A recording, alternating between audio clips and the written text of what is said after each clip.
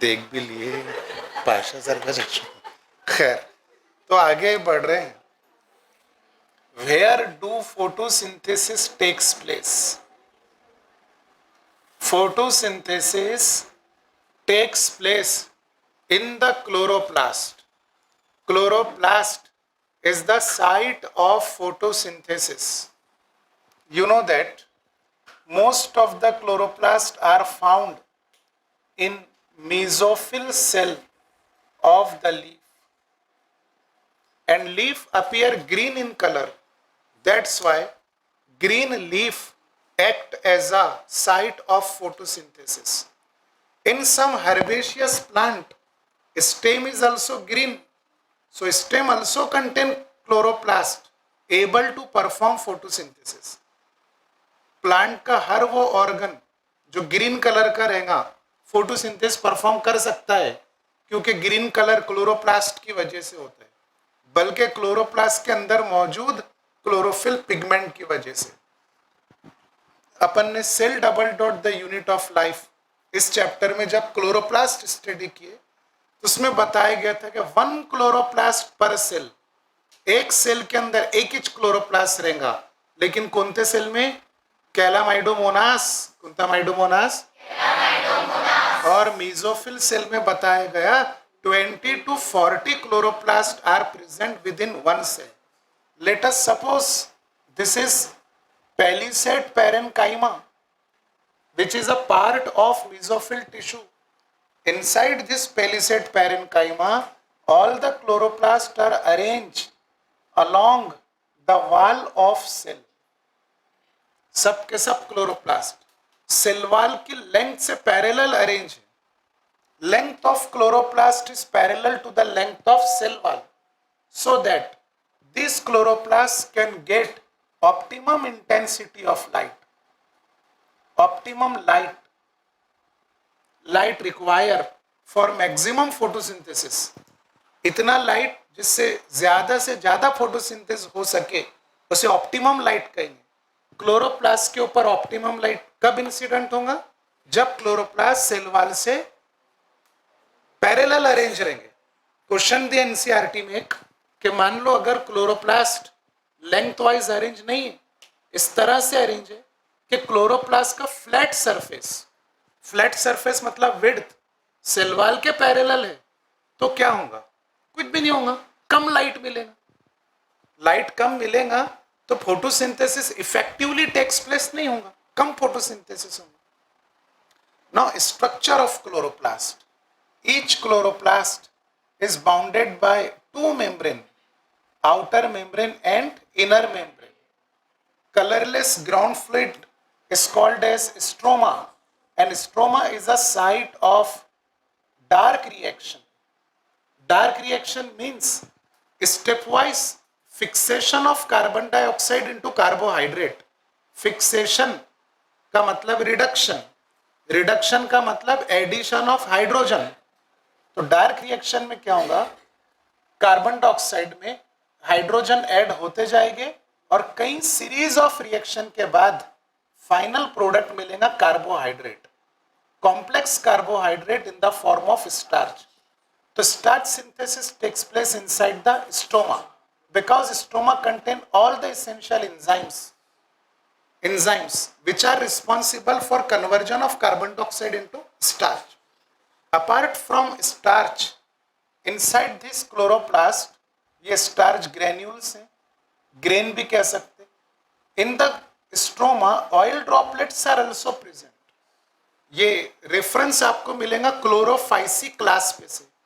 Plant kingdom chapter हो गया क्या अपना? क्लोरोफाइसी पढ़े थे क्या उसमें अपन ने? स्टोर्ड फूड, एक तो पायरेनोइड जो क्लोरोप्लास्ट के अंदर हैं और oil droplets. Oil droplet are also present in the stroma.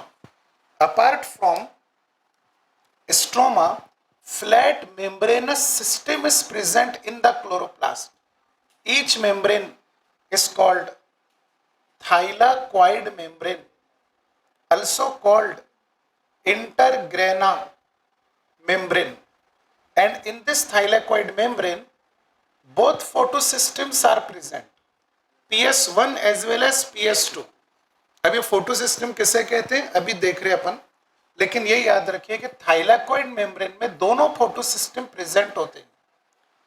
One building of thylakoid arrange one above other to form stacks of membrane. Stack यानी एक के ऊपर एक अरेंज. पाइल्स ऑफ कॉइन की गड्डी 5 के कलदार एक के ऊपर एक रख दिए, ऐसे स्ट्रक्चर नजर आएगा. एक बिल्डिंग को ग्रेनम कहेंगे, एक से ज्यादा बिल्डिंग रही तो grana. And this grana are interconnected each other with the help of stroma lamellae.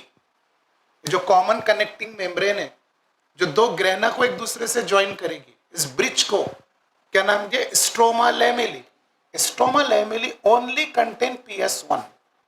Thylakoid contain PS2 as well as PS1. So thylakoid, which contain both photosystem, is responsible to perform non-cyclic photophosphorylation, because non-cyclic photophosphorylation require PS1 as well as PS2. दोनों जरूरी है. Stroma lamellae में दोनों नहीं है, खाली PS1 है. तो स्ट्रोमा लैमेली में ओनली साइक्लिक फोटोफॉस्फोराइलेशन होगा जिससे ATP बनेगा, लेकिन NADPH2 नहीं. NADPH2 किधर बनता, थाइलैकॉइड मेम्ब्रेन में, नॉन साइक्लिक फोटोफॉस्फोराइलेशन में. तो this is the structure of chloroplast. Chloroplast is a site of photosynthesis and it is semi-autonomous organelle due to presence of circular double-stranded DNA. Prokaryotic type of DNA is present in the chloroplast. Chloroplast में DNA होने की वजह से chloroplast को semi autonomous organelle का दर्जा दिया गया. तो फोटो सिस्टम दो टाइप के.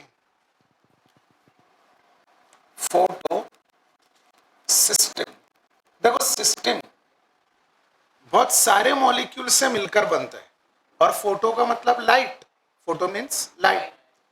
Photo system was discovered by Emerson. Emerson नाम का साइंटिस्ट है ने दोनों फोटो सिस्टम को डिस्कवर किया. पहले PS1 को डिस्कवर किया, उसके बाद PS2 को. इसलिए डिस्कवरी के बेसिस पर नाम रखे गए, पहला PS1 दूसरा PS2. फंक्शन की बेसिस पर सीक्वेंस नहीं बनाई गई.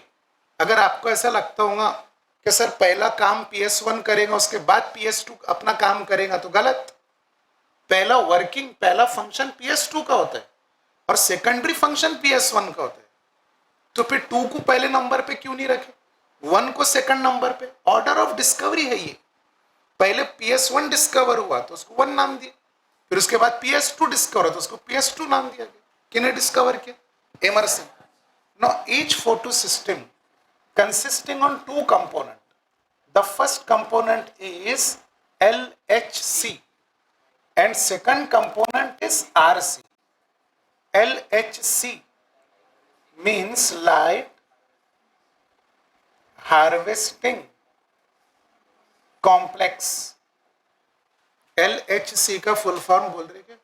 Light harvesting complex. अब इसके वर्ड से पता चल जाता है कि लाइट को ये कैप्चर करता है लेकिन ट्रांसफर कर देगा क्लोरोफिल A के पास. RC का फुल फॉर्म बोले तो centre, reaction centre.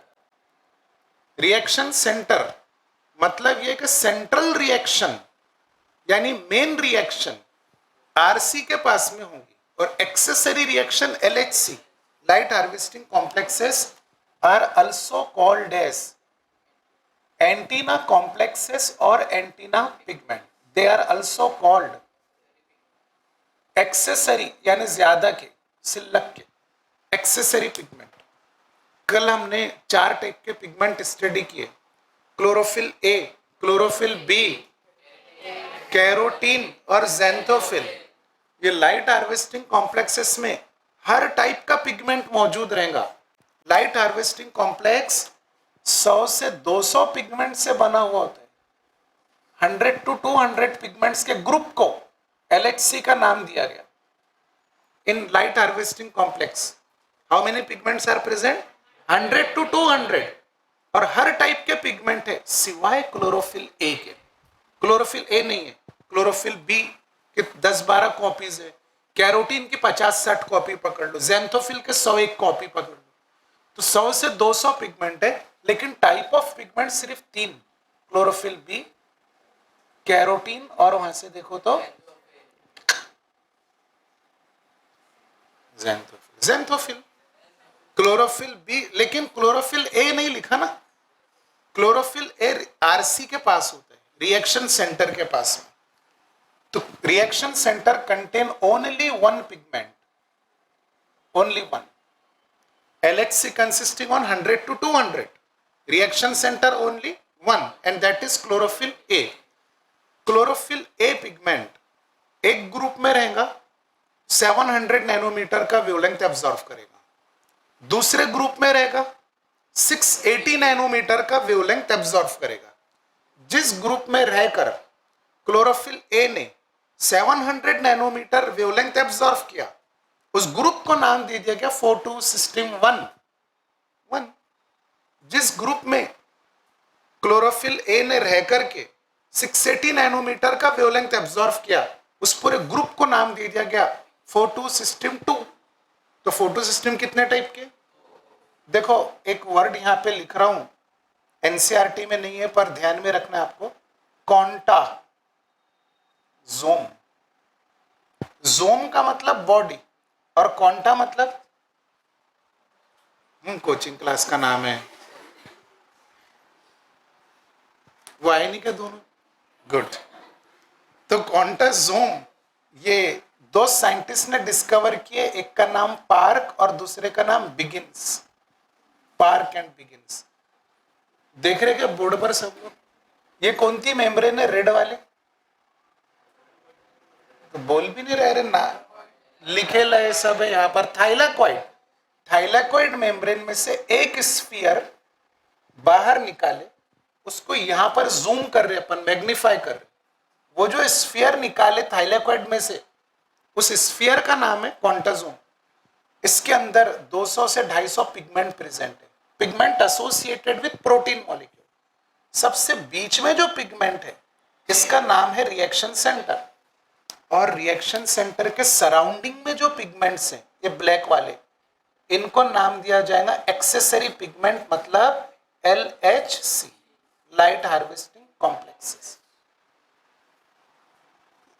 Ray of light जब थाइलाकॉइड मेम्ब्रेन पर इंसिडेंट होगी तो लाइट की जो रे है, किरण है, ये फोटोन से बनेगी, बारीक बारीक फोटोन, जैसा मुंगिया की लाइन रहती है वैसा फोटोन की लाइन है।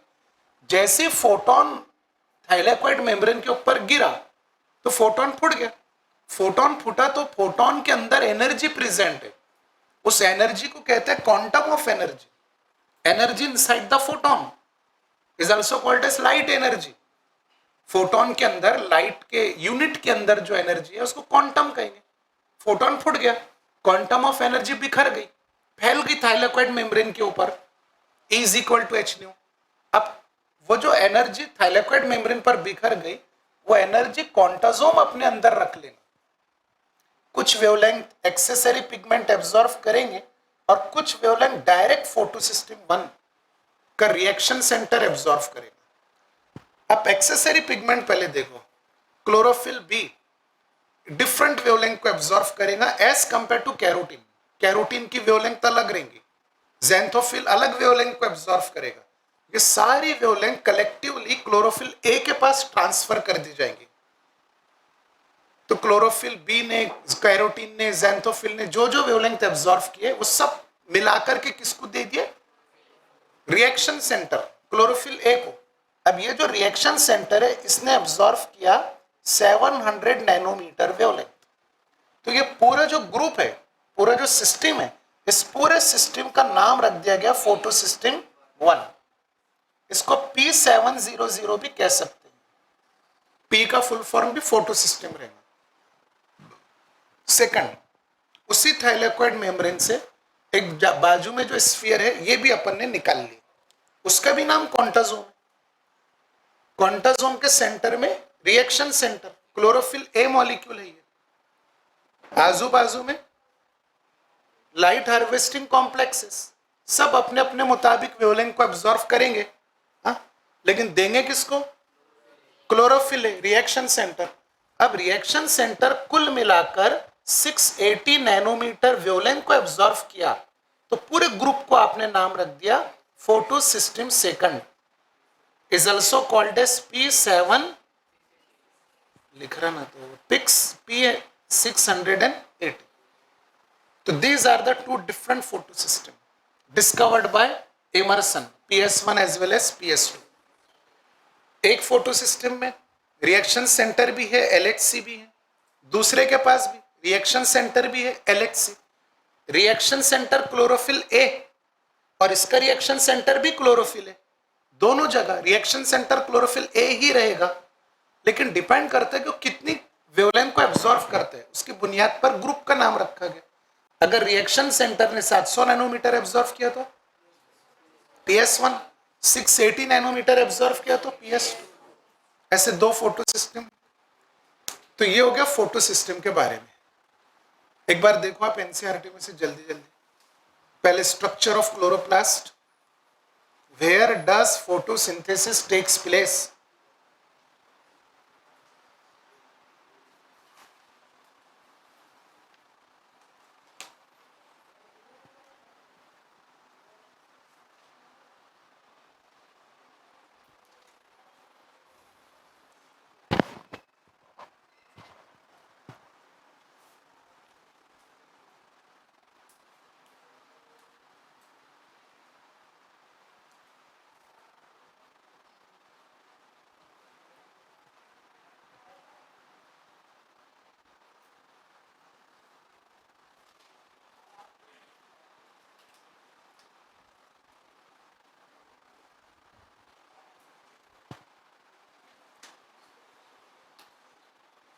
Finish.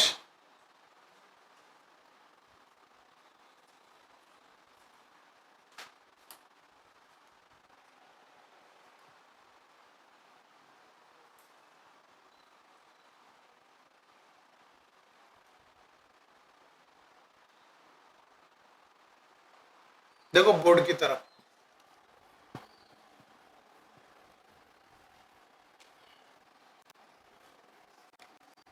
every living organism, every living animal, plant, fungi, bacteria, members of protista, पांचों किंगडम के ऑर्गेनिजम्स, पांचों किंगडम के ऑर्गेनिज्म की बात की जा रही है। Every living organism require energy in the form of ATP to do the work.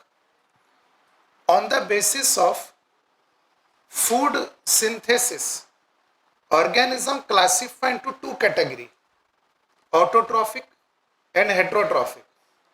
Plants कौन है, या जो फोटोसिंथेसिस परफॉर्म करेगा उसको क्या कहते हैं, ऑटोट्रॉफिक। वो लाइट एनर्जी की मदद से फूड सिंथेसाइज कर लेगा प्लांट।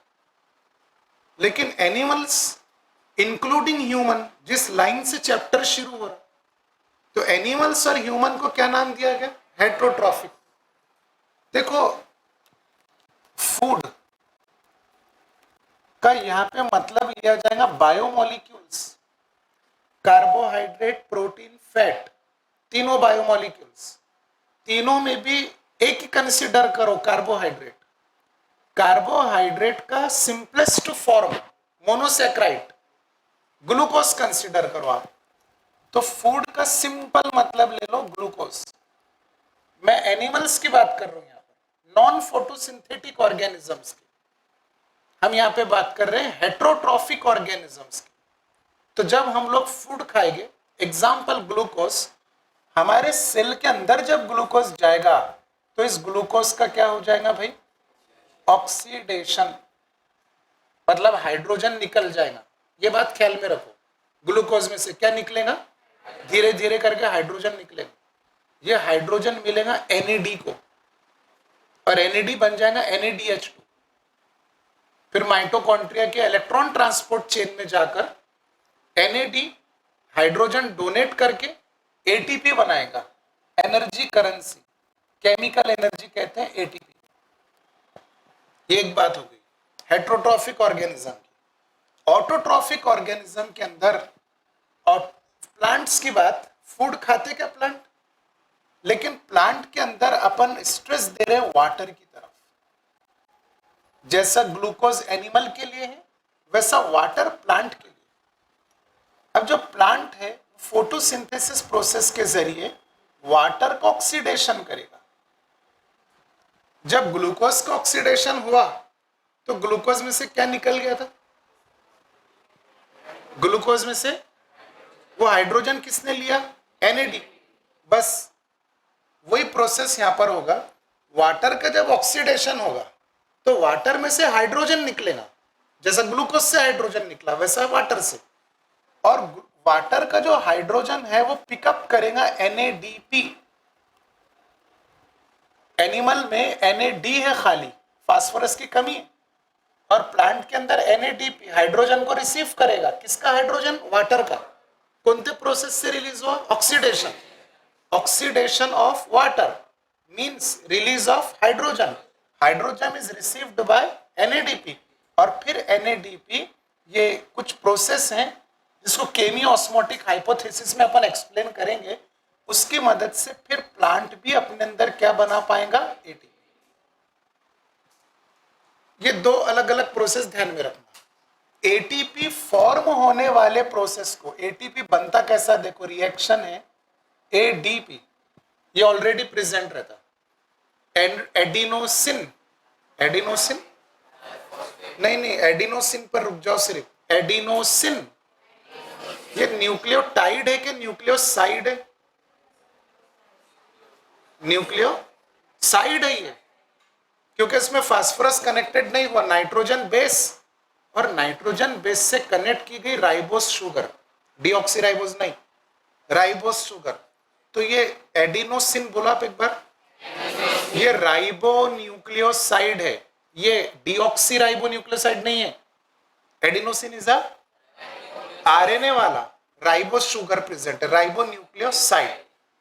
एडिनोसिन डाइफॉस्फेट, दो फास्फोरस उसके पास में, फिफ्थ कार्बन से कनेक्टेड, शुगर के फिफ्थ कार्बन से। एडिनोसिन डाइफॉस्फेट, एक बार बोलो full form.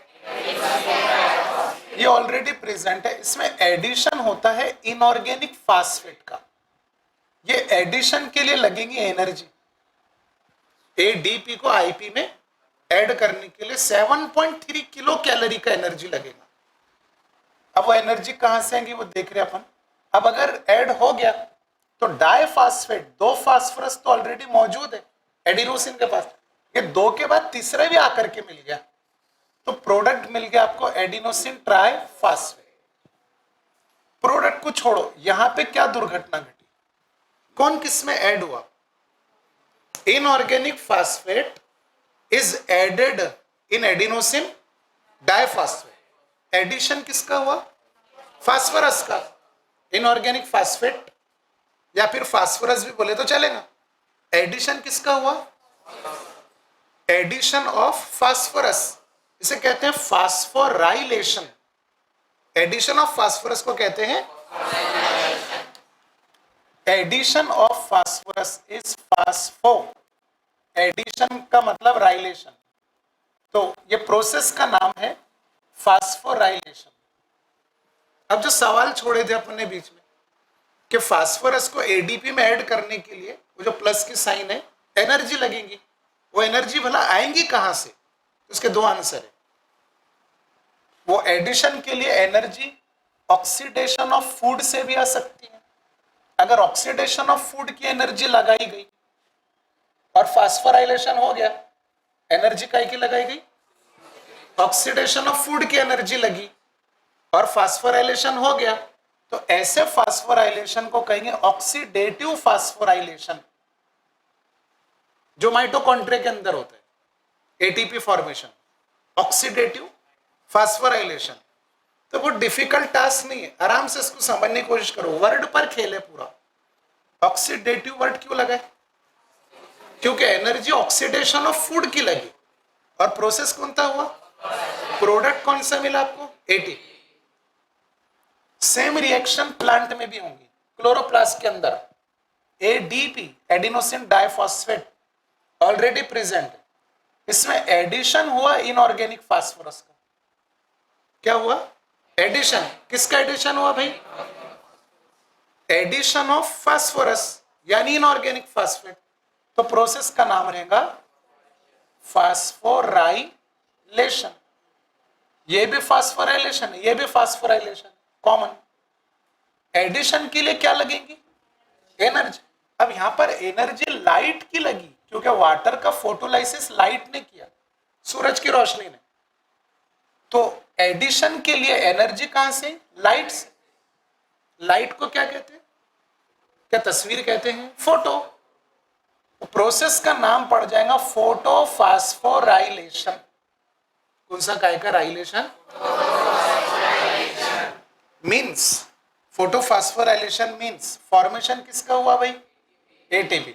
Formation of ATP from ADP and IP in presence of which energy. यहां पे एनर्जी का जिक्र करना बहुत जरूरी है। Formation of ATP from ADP and IP in presence of light energy. अगर आपने लाइट एनर्जी नहीं बोले तो कंफ्यूज हो जाएंगे, क्या ऑक्सीडेटिव फास्फोराइलेशन बोल रहे, क्या फोटोफॉस्फोराइलेशन। अगर मैं बोल दिया कि भाई formation of ATP from ADP and IP by oxidative energy, तो ये डेफिनेशन सीधा माइटोकॉन्ड्रिया में चले जाएंगे। किधर चले जाएंगे? माइटोकॉन्ड्रिया। सो रहा कैसा? जगोगे तेरे को? 2 मिनट रुक जा, आ रहा। एनर्जी अगर लाइट की लगाई गई तो प्रोसेस का नाम पड़ जाएगा, और फोटोफॉस्फोराइलेशन डायरेक्ट एटीपी का फॉर्मेशन आ गया क्लोरोप्लास्ट में। ऑक्सीडेटिव फास्फोराइलेशन डायरेक्ट किधर चले गया? दोनों ऑर्गेनल अपने अपने अंदर एटीपी बनाते हैं। दोनों ऑर्गेनल अपने अंदर एटीपी सेम मेथड से बनाते हैं, एडीपी प्लस आईपी, इधर भी एडीपी प्लस आईपी। माइटोकॉन्ड्रिया में भी फास्फोराइलेशन, क्लोरोप्लास्ट में भी, लेकिन एनर्जी अलग अलग है। माइटोकॉन्ड्रिया में ऑक्सीडेटिव फास्फोराइलेशन और क्लोरोप्लास्ट में, समझ में आ रही बात? तो फोटोफॉस्फोराइलेशन अब हम डिटेल में डिस्क्राइब कर रहे हैं क्योंकि अपना चैप्टर फोटोसिंथेसिस है। अगर अपना चैप्टर रेस्पिरेशन रहता तो ऑक्सीडेटिव फास्फोराइलेशन डिटेल में डिस्क्राइब करता था। आएगा वो चैप्टर भी, उसको भी डिस्क्राइब करेंगे। अभी वक्त किसका है? फोटोफॉस्फोराइलेशन। फोटोफॉस्फोराइलेशन मतलब formation of ATP from ADP and IP in presence of light energy. ये क्लोरोप्लास्ट के अंदर होने वाली रिएक्शन, ये वाली रिएक्शन किसके अंदर? क्लोरोप्लास्ट में। And photophosphorylation in chloroplast was first discovered by doctor Arnon, scientist का नाम है। इन्हें अपने रिसर्च की बुनियाद पर बताया कि भाई फोटोफॉस्फोराइलेशन यानी वो वाली रिएक्शन ऊपर की देखो फटाक से। क्या देख रहे बाबू वैसे दूरबीन के अंदर? कुछ भी नहीं। तो वहां कुछ नहीं देख रहा, तो यहाँ कुछ देखो ना कम से कम। क्या मैं हाथ जोड़ लूं, क्या पैर पड़ लूं आकर के, क्या अपने आप का मुंडा खींच डालू मैं कहीं पर भी यार? फोटोफॉस्फोराइलेशन दो टाइप्स के किसने बताया? डॉक्टर एर्नॉन। एक साइक्लिक फोटोफॉस्फोराइलेशन और दूसरा non cyclic photophosphorylation. Cyclic process ऐसे प्रोसेस को कहते हैं कि एक पॉइंट से निकले, सीरीज ऑफ रिएक्शन कंप्लीट करके वापस उसी पॉइंट पर पहुंच गए। Initiation point and termination point is same, starting point end point is the same, is called as cyclic process. But non cyclic means जो cyclic नहीं है, starting point और end point अलग अलग है, इसे कहेंगे नॉन साइक्लिक।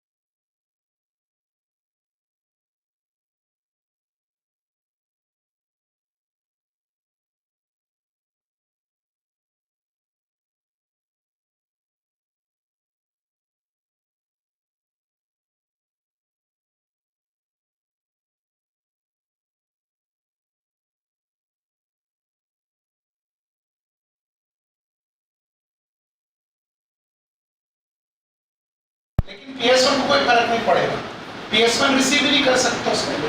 मिसाल के तौर पे आपके सामने दो टॉर्च लगी हुई है, एक टॉर्च से विजिबल स्पेक्ट्रम आपकी तरफ आया, दूसरी टॉर्च से एक्सरे आया आपकी तरफ, कौन सा लाइट नजर आएगा आपको?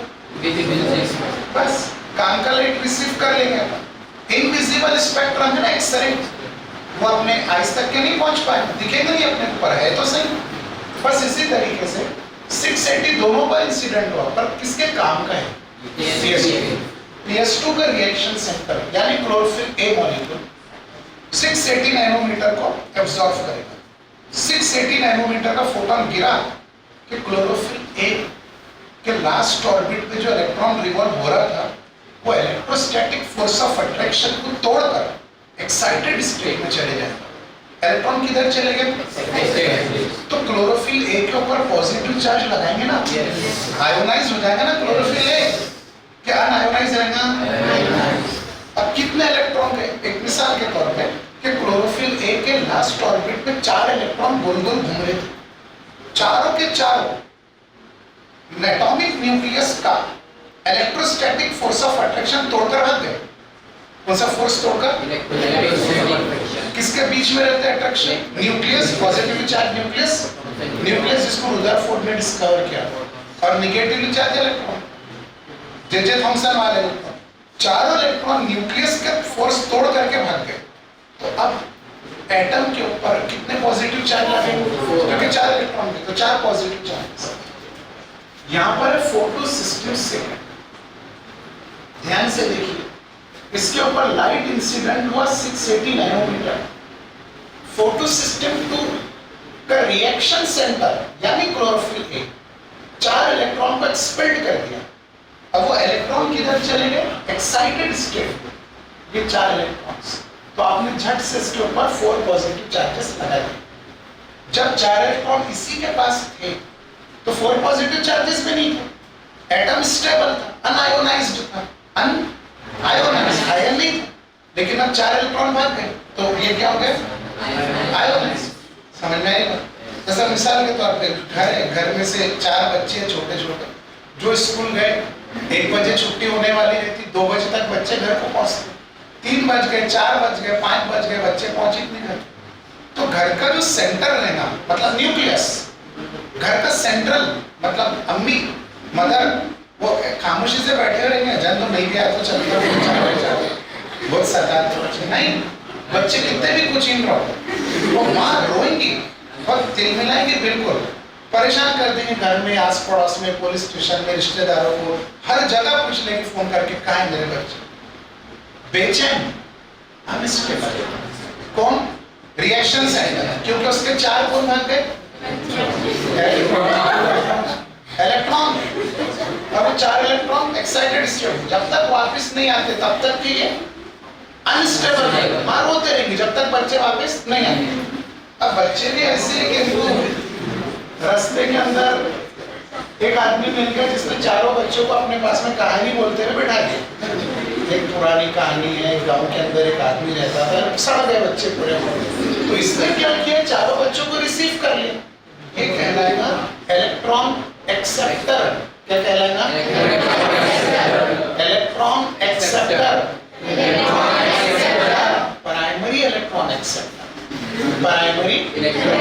और इस प्राइमरी इलेक्ट्रॉन एक्सेप्टर का नाम है प्लास्टोक्यूनॉन।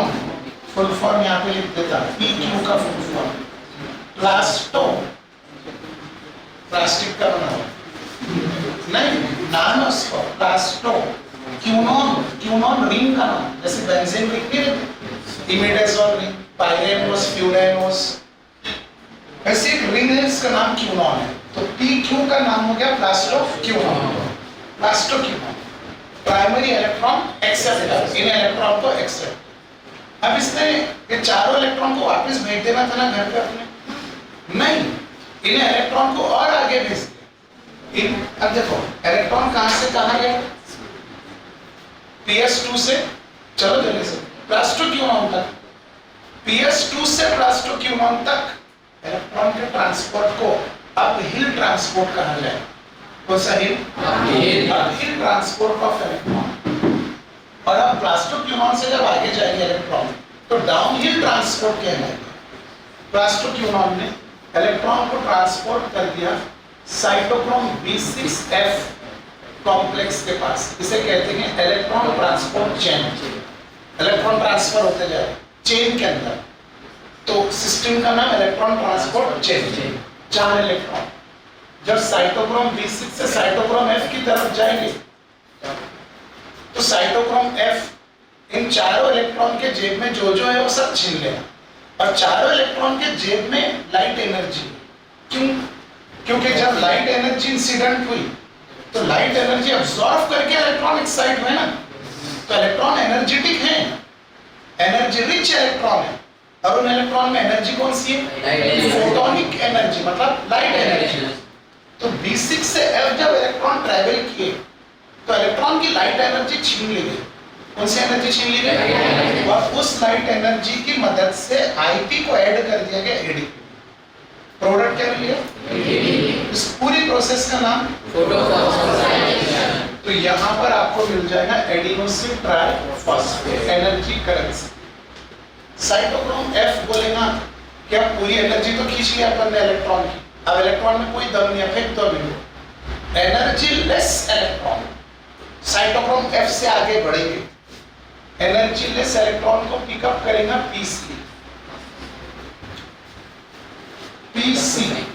ये कॉपर कंटेनिंग ब्लू प्रोटीन है।